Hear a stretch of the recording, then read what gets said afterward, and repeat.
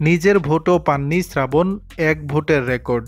সদ্য অনুষ্ঠিত বাংলাদেশ চলচ্চিত্র শিল্পী সমিতির 2024-26 মেয়াদের নির্বাচনে মাত্র এক ভোট পেয়ে হেরেছেন অভিনেতা শ্রাবণ শাহ।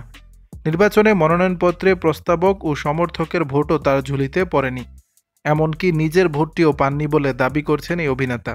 কে তাকে ভালোবেসে ভোট দিয়েছেন তাকে খুঁজছেন শ্রাবণ, এমনটাই জানিয়েছেন তিনি।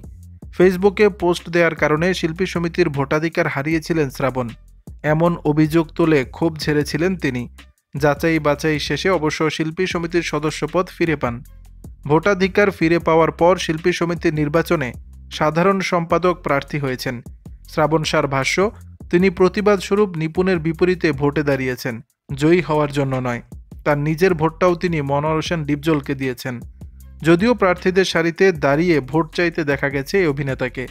শ্রাবণ শাহর ঘনিষ্ঠজন অভিনেত্রী নাসরিন আক্তার তার মনোনয়নপত্রের প্রস্তাবক ছিলেন। অন্যদিকে নৃত্য পরিচালক নুহরাত সমর্থক ছিলেন, তারাও তাকে ভোট দেননি বলে দাবি শ্রাবণ শাহর। শ্রাবণ শাহ বলেন, আমি প্রস্তাবক ও সমর্থককারীদেরও আমাকে ভোট দিতে নিষেধ করেছি, আমি কোনো প্রচার করিনি।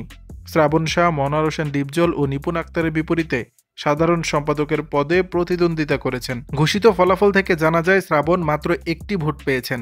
চলচ্চিত্র শিল্পী সমিতির ইতিহাসে এই প্রথম কোনো প্রার্থী মাত্র এক ভোট পেলেন।